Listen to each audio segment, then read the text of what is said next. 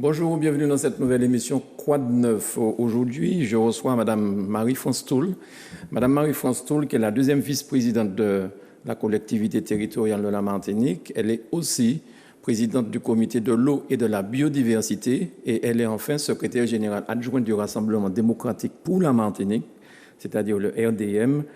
Monsieur Claude Lise étant le secrétaire général, lui. Bonjour Madame Toul, merci d'avoir accepté notre invitation. Bonjour Monsieur Granier, avec plaisir, et puis bonjour à tous les téléspectateurs de Zouk TV. Voilà.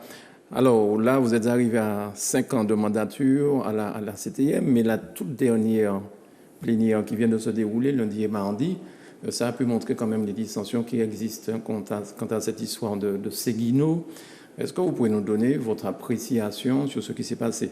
C'est-à-dire qu'aujourd'hui, je vous laisse parler, je vais vous poser la question après. Non, en fait, le sujet, le débat qu'il y a lieu, c'est un débat qui emmène d'autres débats, puisque au départ, il s'agissait uniquement de la problématique de Séguino, de savoir s'il était plus opportun de faire passer cette grosse canalisation de 800 sur le terrain du Sieur Bali, ou si, au contraire, il fallait aller vers d'autres solutions, et notamment le dévoiement sous la route nationale, avec des travaux plus coûteux, avec des problèmes derrière de pollution, etc. Et un coût aussi beaucoup plus important. Donc c'était cela au départ. Et au niveau de l'Assemblée, nous avons convenu lors des premiers débats qu'il était encore opportun de rencontrer ce propriétaire terrien, de discuter avec lui de manière à trouver un terrain d'entente, une cote mal taillée pour faire en sorte, compte tenu de la situation que nous avons connue avec cette période de sécheresse 2020, qu'on puisse aller très vite pour être prêt pour la prochaine période de sécheresse. Et donc, lors de plusieurs débats, il y a eu d'abord cet accord qui a fait l'unanimité, où l'ensemble des élus de l'Assemblée, nous avons donné mandat au président du conseil exécutif pour qu'il rencontre ce propriétaire. Par la suite, nous avons su, parce que malheureusement nous sommes dans un petit pays, qu'il y avait eu des rencontres qui s'étaient faites derrière, qui s'étaient faites avec ce propriétaire et qui n'allaient pas dans le sens de ce que l'Assemblée avait demandé. Ensuite, au départ, l'Assemblée, toujours encore une fois, avait proposé un certain nombre, et les choses effectivement prenaient beaucoup de temps, les choses n'avançaient pas, on repoussait. Et donc, le débat est revenu tout à fait normalement lors d'une plénière suivante à laquelle nous avons donc demandé un certain nombre de questions, parce que vous pensez bien que même s'il y a un conseil exécutif, et c'est ce que certains élus ne comprennent pas, mais lorsqu'on vous rencontre dans la rue, les gens ne cherchent pas à savoir si vous êtes du conseil exécutif, de l'Assemblée, vous vous occupez de l'eau, peu importe, ils savent que vous êtes un élu de la collectivité, et d'ailleurs, même si la collectivité en tant que telle n'a pas la compétence eau, mais ils savent que d'une manière ou d'une autre, la collectivité a un rôle à jouer et les gens vous interpellent. Et donc, il était tout à fait normal que les élus, à nouveau, reposent et retournent vers le président du conseil exécutif pour voir et demander qu'est-ce qui a été fait. Bon, lors des débats, moi, je le dis très clairement, les élus du RDM, nous n'avons pas voté ce qui est devenu l'amendement Landino. Ouais. Donc, il y a eu une proposition d'amendement parce que ce collègue a considéré qu'il fallait aller plus vite et que le mandat qui avait été donné au président du conseil exécutif n'avançait pas suffisamment vite. Bon, libre à lui d'avoir son appréciation, et c'est vrai qu'avec un peu de recul, on s'est rendu compte que, ma foi, les choses effectivement traînaient en temps, même si c'est vrai qu'il faut prendre du temps à certains moments pour les négociations, mais alors même que le propriétaire avait fait savoir qu'il était prêt pour aller vers cette négociation, vous voyez bien que les choses prenaient du temps et cette rencontre ne se faisait pas comme il fallait. Et donc, il y a eu cette proposition, cet amendement qui, ma foi, est passé parce qu'il y a eu des abstentions. Vous n'aviez pas signé cet amendement ? L'amendement Lordino, vous étiez abstenu, je crois ? Je me suis abstenu sur cet amendement, comme certains autres collègues, comme beaucoup d'autres collègues. Et je pense que c'est parce que nous nous sommes abstenus aussi nombreux que, ma foi, que l'amendement a été voté. L'amendement a été voté. Bon, cet amendement a été voté et cet amendement dit très clairement qu'il demande qu'il y ait une convention transactionnelle à hauteur de 225 000 euros de manière à, en fait, non seulement indemniser, parce qu'on dit que c'est pour l'achat du terrain, ce n'est pas pour l'achat du terrain uniquement. Ce n'est pas que ça.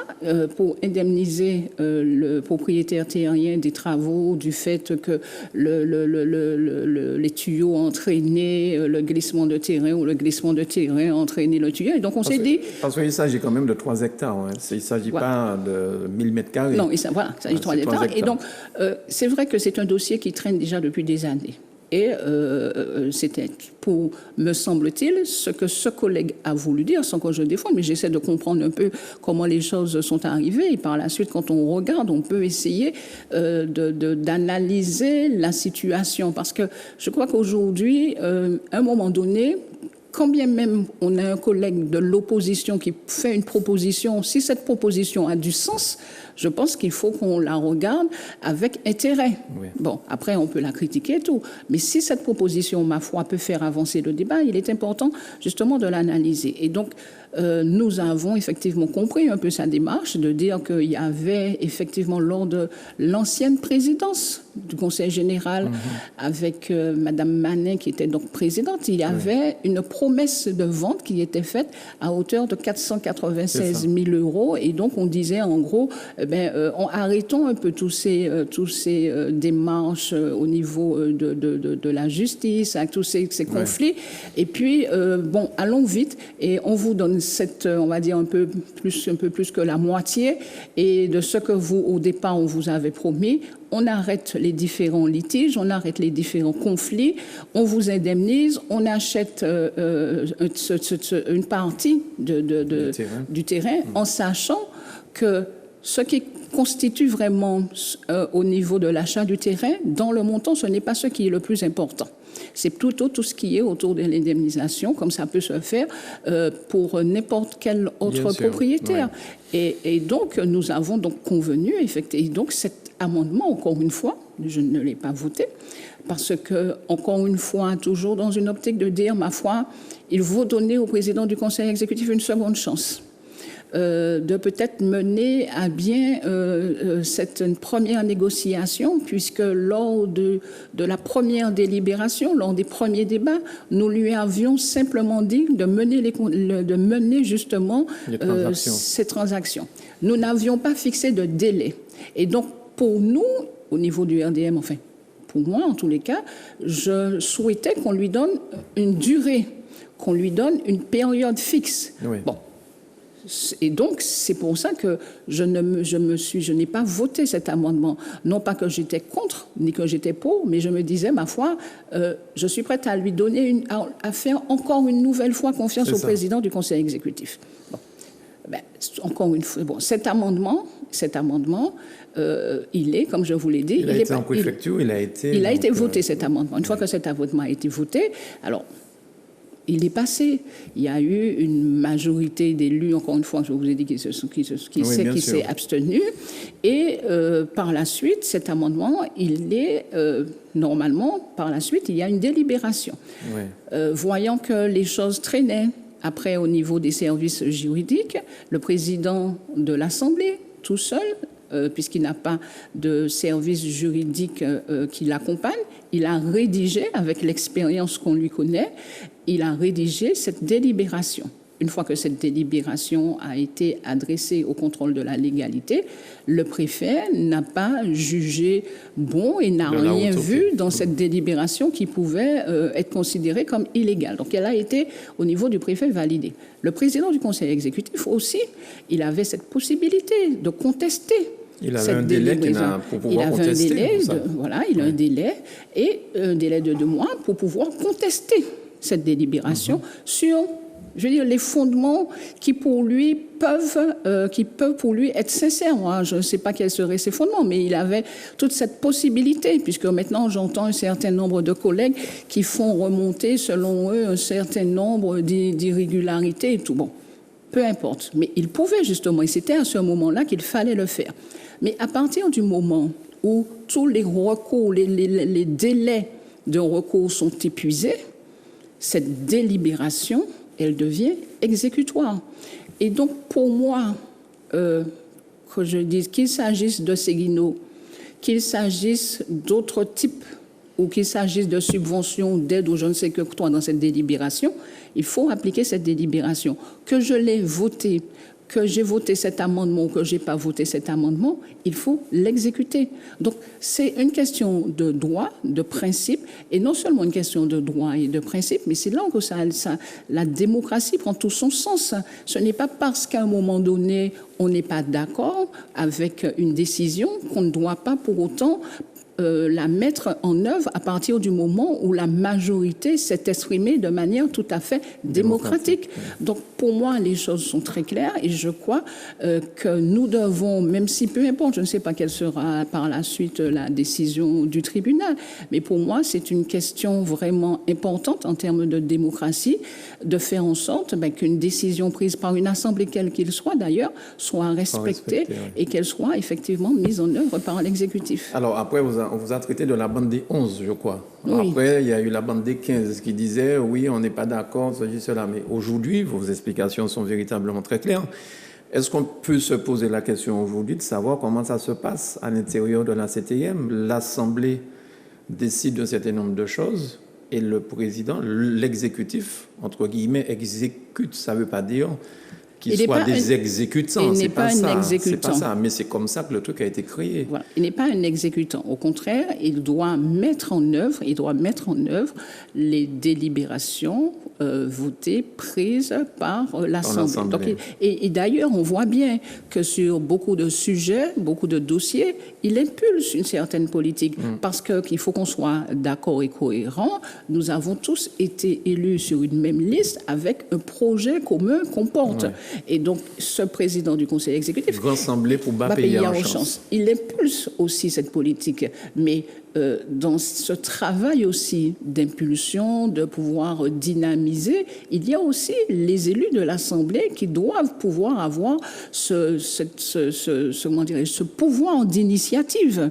Et aujourd'hui, on voit bien qu'il est extrêmement difficile pour que les élus de l'Assemblée puissent exercer ce pouvoir d'initiative. Oui. Donc, d'autant que, indépendamment même de cette fameuse loi de juillet 2011, on voit bien qu'il y a aussi un accord qui avait été signé entre les différents partis qui constituaient au départ cette alliance. Et dans cette alliance, il y avait tous les partis, justement, qu'il s'agisse qu'on voit le MIM, le CNCP, le PALIMA, le RDM, le Parti communiste, le CNCP, Martinique Écologie, me semble-t-il. Et nous étions tous d'accord, et d'ailleurs j'ai amené un certain nombre de documents, nous étions tous d'accord pour dire, on se rappelle de ce grand assemblée, et on disait réunis autour d'Alfred Marie-Jeanne et de Claude Lise. On n'était pas réunis autour d'Alfred Marie-Jeanne tout seul. On était réunis autour de ces deux hommes qu'on considérait qui avaient effectivement qui avaient cette probité et qui avaient justement toute cette expérience et cette expertise qu'ils devaient mettre au service de la jeunesse et des nouveaux élus pour pouvoir mettre en place cette collectivité. Et on a bien vu que ce n'est du tout pas le cas. Et donc aujourd'hui, nous considérons au niveau de l'Assemblée et notamment au niveau, enfin pour ma part, je considère que nous n'avons pas respecté notre engagement puisque nous avons signé le contrat de mandature. Il y avait un contrat de mandature qui est venu dans un deuxième tour. On en parle souvent. C'est un contrat de mandature qui a été signé entre le Grand Assemblée pour faire réussir la Martinique et bas payer en chance. Mais avant qu'on arrive à ça, il a fallu d'abord qu'on puisse passer le premier tour. Parce qu'on parle effectivement du deuxième tour, oui, avec Yann Monplaisir. Mais avant, il fallait bien qu'on passe le premier tour. Et pour passer le premier tour, il a bien fallu avoir le RDM. Et aujourd'hui, on veut nous faire comprendre, on veut nous faire croire que le RDM est venu simplement pour récolter ou bien simplement parce qu'on a voulu avoir de la bienveillance Vous pensez qu'en termes de politique, c'est comme ça que les choses se passent? C'est parce qu'on savait pertinemment que sans cette force vive, les choses seraient beaucoup plus compliquées. Mais Madame Toul, vous avez déjà probablement entendu l'adage qui dit aussi qu'en politique, les promesses n'engagent que ceux qui y croient. Donc, même si c'est signé, apparemment, ça n'a... Même si c'est signé, apparemment, ça n'a pas de chance. Et puis, non seulement ça... Mais d'ailleurs, le président Lise avait accepté un certain nombre de choses. Parce que je crois même, pour le deuxième tour, il avait même changé, il avait cédé sa place. J'ai ce document. Aujourd'hui, on parle, mais il y avait 7 têtes de section. Il n'y avait pas qu'une seule personne. Oui. Il n'y avait pas qu'une seule personne. Oui. Et chacun... Là, vois pour la caméra, je vois le président Marie-Jeanne, le président le président Lise, monsieur Francis Carole et monsieur Jean-Philippe Nilon. Et monsieur Jean-Philippe Nilon. Ils avaient chacun leur rôle à jouer dans leurs différentes sections. Justement, Jean-Philippe Nilon, qui est devenu le chef de file de la majorité à la CTM, aujourd'hui, tient à peu près le même discours que vous concernant cette histoire d'amendement, puisqu'il n'en avait pas voté. Il dit, là, je crois qu'il a voté pour que ce soit retiré la dernière proposition de M. Marissette. Oui, et là encore, on voit bien que c'est un mépris total de l'Assemblée, parce qu'on fait fi totalement de cette délibération qui avait été prise, me semble-t-il, en novembre. Elle n'a aucun intérêt. Et puis aujourd'hui, on vient et on propose un nouveau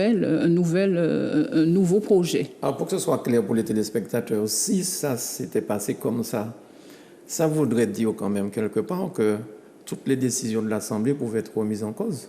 On pourrait demander aux gens de revenir sur des décisions déjà prises, actées et exécutées des fois. Ça veut dire que, par exemple, lorsque nous avons voté dernièrement, lors de la dernière plénière de novembre, un certain nombre d'aides pour les familles, un certain nombre d'aides pour les communes, le président du conseil exécutif pourrait très bien dire, tout compte fait, non, je ne suis pas d'accord sur vos propositions, sur les montants qui ont été proposés, ou tout simplement revenir et bien dire qu'au compte fait, je ne suis plus d'accord pour donner un certain nombre d'aides. Est-ce que c'était ça vraiment l'esprit de la CTM tel que la CTM a été constituée? Est-ce que c'est comme ça qu'il faut voir les choses? Est-ce que le président de l'exécutif peut venir et dire « moi pas d'accord, nous pas qu'à faire ça comme ça, c'est ça pour faire ». Je crois qu'indépendamment même de la collectivité territoriale de Martinique, on voit bien que, et c'est là où il y a cette possibilité d'entrer dans un certain nombre de failles, de manquements de cette loi. Mais cette loi, elle permet de faire plus, comme elle permet de faire moins. Elle permet effectivement d'avoir un président de conseil exécutif totalement, on va dire, autoritaire, ou d'avoir un président du conseil exécutif qui soit dans la concertation et dans l'échange permanent avec l'Assemblée. Comme ça se passe en Corse, d'ailleurs. Comme ça se passe en Corse. C'est la même chose. Et lorsqu'ils vont à Paris défendre la Corse, les deux présidents y vont. Donc, il y avait effectivement cette possibilité d'avoir effectivement cet échange permanent avec l'exécutif. Mais c'est vrai que je ne voudrais pas donner l'impression aux Martiniquais que nous écoutent que nous sommes tout le temps en train de nous affronter. Il y a ces plénières et c'est vrai que ce sont des moments privilégiés pour qu'on ait ces débats de fond. Oui. Mais d'une manière générale, le quotidien, c'est la gestion. Le quotidien, nous nous retrouvons dans un certain nombre de structures. Oui. Indépendamment d'élus de la majorité, d'élus de l'opposition et aussi de tout la bande des 11 et pas bande de 11. Et donc nous travaillons et nous ne sommes pas à remettre et à avoir des débats aussi tendus. Même si c'est vrai que certaines décisions qui ne sont pas prises ou qui ont été prises ou qui ont été votées au niveau de la plénière de l'Assemblée, on voit bien que si ces décisions ne s'appliquent pas, notamment en termes de subventions pour certaines structures, on va dire certaines satellites, si ces délibérations ne sont pas exécutées dans les délais, effectivement, ça a un impact aussi sur les satellites. Et je crois que c'est gros problème en termes d'organisation de cette collectivité. Alors, on a parlé du président du conseil exécutif, du lien entre exécutif et assemblée, qui déjà, dans son fonctionnement, est problématique. Mais au-delà même de cela, il y a cette concentration, justement, cela amène une concentration du pouvoir qui fait que il y a très peu de choses qui soient déléguées aux uns et aux autres. Et donc, la prise de décision est beaucoup plus lente. Et lorsque vous avez une collectivité aussi importante, il faut aller vers le maximum de délégation de manière à faire en sorte qu'il y ait cette fluidité. Bien sûr. D'accord ?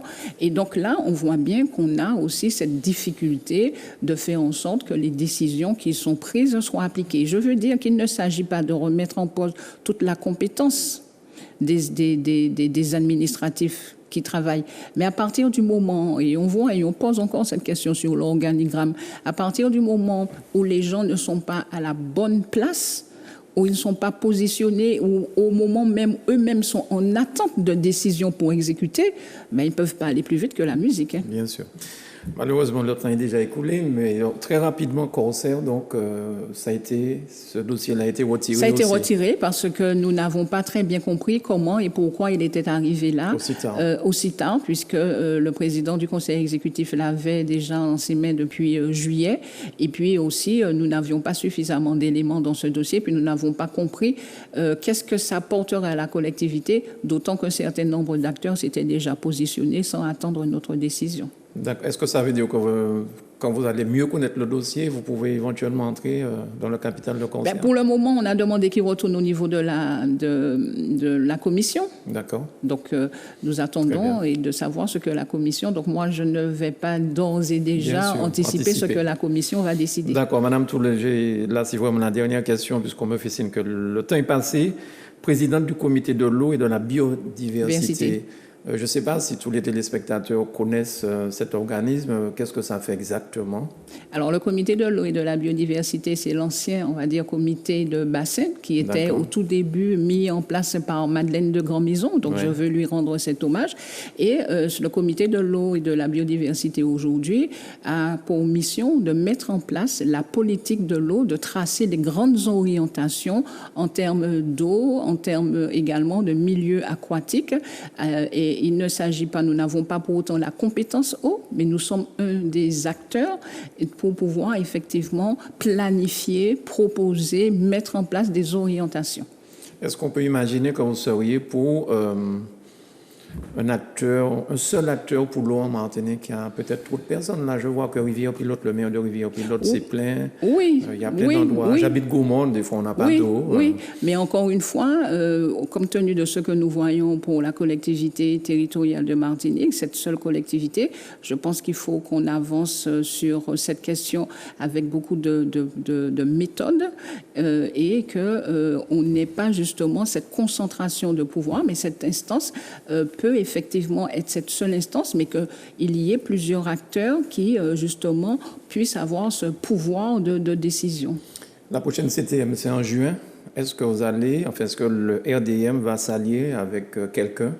De toutes les façons, le RDM, aucun parti, pas plus le RDM que notre, nous ne pourrons pas aller à la bataille, ne peut gagner seul.